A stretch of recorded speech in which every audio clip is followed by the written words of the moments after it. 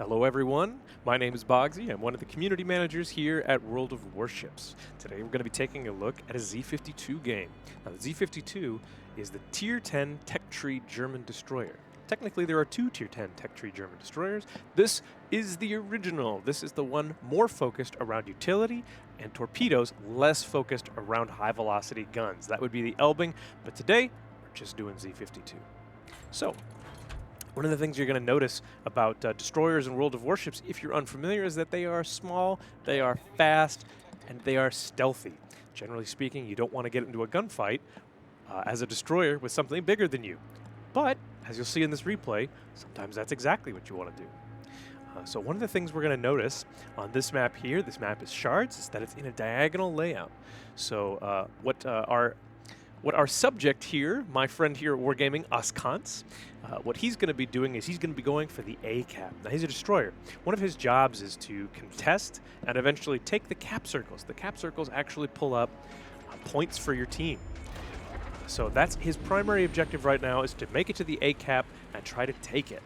Now, he's been spotted by the aircraft carrier. You can see there the Max Immelman has sent some airplanes over and actually spotted him. He turns his AA on for a moment to shoo away the airplanes that are spotting him. The airplanes can see you, other ships can see you, they're going to shoot at you. So he turned on his AA to start doing damage to the planes to tell those planes go away. Right now he takes a couple of pot shots at an enemy Shimakaze. The Shimakaze is also a destroyer. It's attempting to take the B cap there. Now what you'll notice here is that Shards map is made up of many small islands. These small islands sort of protect the cap circles so that there are ingresses, allowing people to kind of come into the cap circles in certain ways and also have some cover. So one of the things he does is he notices there right away, that's a Schlieffen attempting to contest the A cap against him.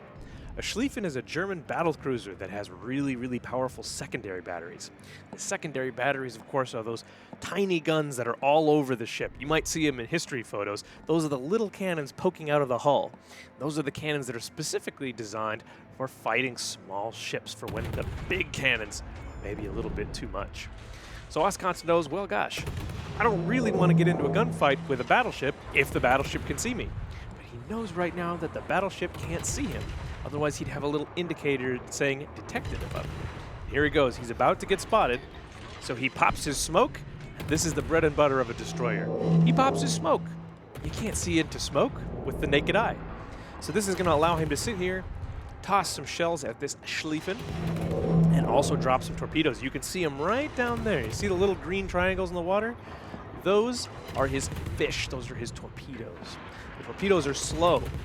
They pack a wallop if they can manage to connect into something big like a battleship. That's how destroyers really want to engage battleships most of the time. Drop the torpedoes, say you can't go here or you take a bunch of damage. The Schlieffen knows this and goes, hey man, I don't want any part of that. He backs up, but look at how much damage he's taken already. Oskans knows that this guy, if he just keeps wanting to come forward, he's just going to take damage. So you can see there, he switches over to torpedoes. He drops another set of torpedoes into the water, hoping that the Schlieffen is going to walk right into him. Now this is important what he's doing, which is he's realizing, well, I don't want to go into the cap circle and get close to this battleship. This battleship's going to chew me up with his little secondary guns, but only if he can see me. So he keeps working on this battleship, and boom! Down the battleship goes. Now Oskans goes, okay, maybe I can go to the cap circle now. And while I get ready, I'm going to take some pot shots at another ship that I see. But you can see there, one of his allies pings the A cap and say, hey, the A cap is open, go take the A cap now. But look at this. Take a look down here at the mini-map. This is the overhead map that's going to let him see what's around him. He sees an enemy submarine. Now the submarine does exactly what a submarine should do, which is disappear underwater, thinking, he's not going to see me, I'm a submarine. But what he doesn't realize is that Oskans is in a German destroyer. And this German destroyer, the Z-52, is armed with very powerful hydroacoustic search as a consumable. This is basically underwater sonar. This is the best way of permanently detecting a submarine that's gone underwater. There he goes. He pops it. You hear the sound. You hear the sound of the hydroacoustic search going. In just a moment, there it is. There's the submarine. Now, Oskans knows he has depth charges on the back of his boat, but he has to roll over the boat and over the submarine and drop the depth charges as he goes. At the same time, his allies are dropping depth charge airstrikes onto this submarine, and boom, down he goes. Oscance did exactly what he should, which is help his team spot the submarine using that hydroacoustic search. There you have it. That is one submarine off the board. So now he's in a bit of a quandary here, because he's surrounded by allies. They've already taken the A cap, you can see down here in the mini-map. He's got to find something else to shoot at, right? So now's the time when you want to look at this mini-map. I'm going to make it a little bigger here real quick. Look at that, down there in the bottom right corner. You can see the map. You can see the B cap in the center is red. That means that the enemy team already has it. But he's got an ally in the center contesting that cap, denying points to the enemy team. That's excellent. But if you'll also notice, most of the enemy team is in the northeast sector of the map, the top right corner of that mini-map, while all his allies are in the southwest, which is the bottom left corner of the map. That can sometimes happen, which means all roads lead to the B cap. I suspect that's where we're going to see some activity, and boom, down goes the Puerto Rico over there in the B cap. Puerto Rico is a big heavy cruiser with lots and lots of guns, but it's taking fire from the entire enemy team, and it's not going to live that long. So you can see here, Oscance moves his destroyer through these gorgeous islands. World of Warships, of course, has lovely vistas. So when you're taking a pleasure cruise waiting for enemies to come into your view, it never hurts to check out what's going on the islands. And sometimes you can do just that. You can take a look around. Look at that. You can take a look around. You can see all your anti-aircraft guns looking around, trying to find something to shoot at. No airplanes in the sky right now, but here they come. So Oscance goes ahead and he opens up on this enemy Salem. The Salem is a dangerous cruiser for destroyers, but at the moment, they can't see him. So at the moment, that's what he sort of realizes. You know, right now, discretion is the better part of valor. I don't need to go charging anywhere. What I need to do is help get these ships down. But he sees, oh, here comes a Montana. A Montana is an enormous American battleship. It's an evolution of the very famous, very real Iowa class. And he knows that this battleship is a huge chunk of hit points and hasn't taken much damage yet. So he's going to go ahead, he's going to try and light some fires. You can see him shooting high explosive shells, and there's the first fire. A fire is going to do some damage over time to this Montana, whittle away that huge slab of hit points while he tries to get into a little bit more of a better position to drop torpedoes. You can see him while that Montana goes ahead and burns. He's going to try and take a shot at this Shimakaze, which is an enemy destroyer. There he is. He's got very few HP left, so he's going to try and finish him. Oh, come on. Come on, he wants to get him so bad. It's so important to get ships off the map, and down goes the Shima. Just remember, a ship with 10 hit points is just as dangerous as a ship with full hit points, because they can still shoot their guns, they can still drop torpedoes, and they can still spot, especially for a destroyer like Oscance's Z-52. So he's going to go ahead, he's going to try and light fires on this Montana. He knows that he can't do too much damage outright with his guns, because his guns are tiny pea shooters compared to the massive 16-inch guns on this Montana. 12 of them, in fact. So even though he's detected, he's going to go ahead and shoot these little tiny guns, and there's another fire. So what else Oscance is doing now is he's looking around for enemy destroyers. It's kind of one of the things he wants to do. He wants to engage enemy destroyers and help his team spot those destroyers to try and get them off the board right now. You can see a line sort of developing right here, right there, a line developing. Much of the way in the Age of Sail, ships would form up into lines and start trying to flank or outflank each other. And here you go. That's exactly what's happening. So as ships move towards him, he knows that that's more useful for torpedoes. Torpedoes move slow, and they don't chase beyond a certain range. So it's best to drop torpedoes at a ship that's coming towards you. If a ship is going away from you, they're quickly going to outstrip the distance that's necessary. The distance that's necessary to actually connect those torpedoes. So he knows the Salem is coming towards him. You can see that right there on the mini-map. And that's what he's going to do. He's going to see, okay, Salem's coming one way or another, but he's not sure which side of these island it's going to come from. So he's going to wait a moment before he drops his torpedoes. He's going to keep trying to light this Montana on fire. This is the life of a destroyer. Sometimes you nuke enemy ships with your torpedoes, otherwise tickle them with your little tiny guns. That's just the life. So he's going to continue to do that. Oh, here come shots. Ooh. Big, big, big shells coming in from the Montana, and they miss. It's actually not very easy for a battleship to hit destroyers with those big caliber guns. That's what those secondaries are for that we were talking about earlier. While if you do connect your big caliber guns against a destroyer, it will do a lot of damage, but destroyers are small and they're maneuverable. It's hard to really make sure. And every salvo from a battleship is a time investment because it takes a long time to reload those guns. So he's going to continue to shoot here at this Montana, but he knows that Salem is going to get brave and come around the corner here. You can see him right in front. There he is. You can see the little detected sign right here with the radar dish on it. That means this Salem is using a consumable called radar to light up Oscons, and here he goes. He's preemptively shooting. Bonk. There he goes. That Salem didn't have much HP left, didn't know that Oscons could see him, so he came out to try and surprise Oscons, but Oscons said, nope, I'm going to shoot where you're going to be.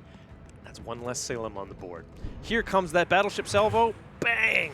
Big, big chunk of hit points, leaving Oscons' destroyer, but he's not dead yet. And he's also dark. Dark means not spotted. Destroyers have a very, very short detection window. But here he goes. He says, you know what? I'm feeling brave. I'm going to go ahead and open up on this Montana because he's not looking at me. Those big, heavy guns pointing somewhere else. So I'm going to go ahead and keep tickling this Montana, try to light some fires.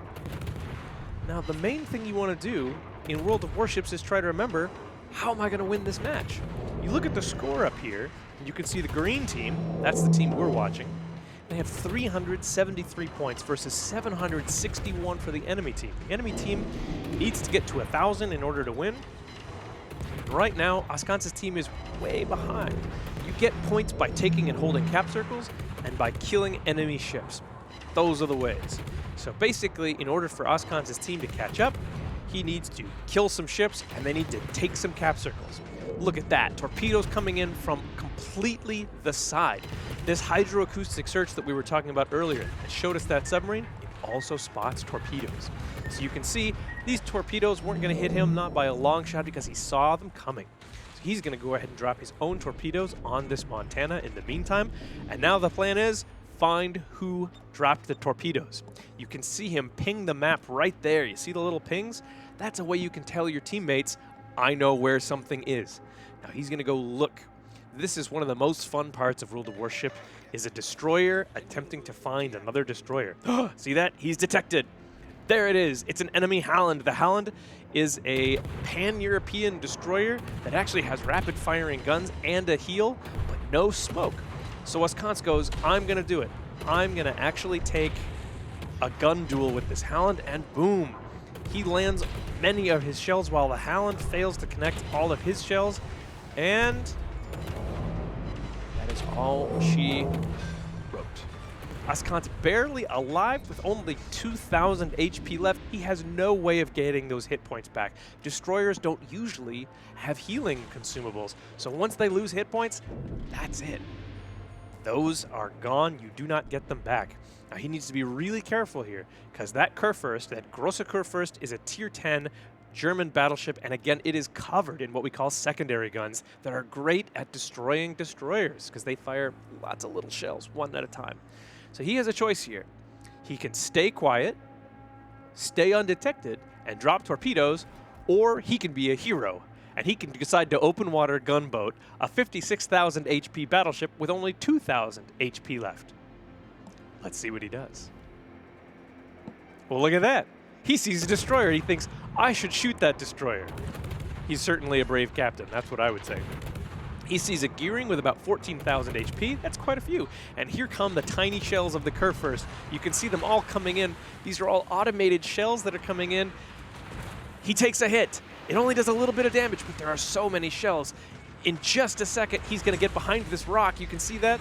He should be dark, but oh no, he's still detected somehow. The detection sign right here on the map says that the Kurfürst can still see him. Down goes his detection. He stopped firing. Are any of these shells going to hit him? Nope. He survives with only 900 HP. That means that somewhere within his gun range, there's a destroyer. That destroyer saw him and kept him lit until 20 seconds goes by after his last shot. That's when you go dark again. Your detection returns to its smallest possible radius, which on the Z52 is about 6.1 kilometers.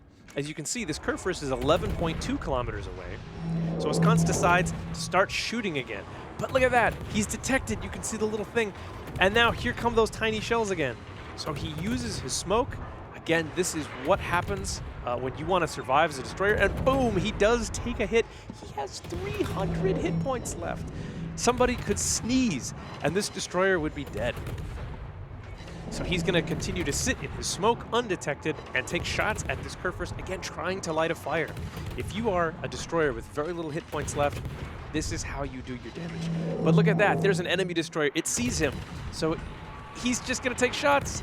Oh no, the Alvaro de Bazan, it actually saw shot coming out of the smoke and just blind shot the smoke and killed Ascans, but Ascans shot back, managed to actually kill the Alvaro de Bazan before he died himself. They exchange, they trade.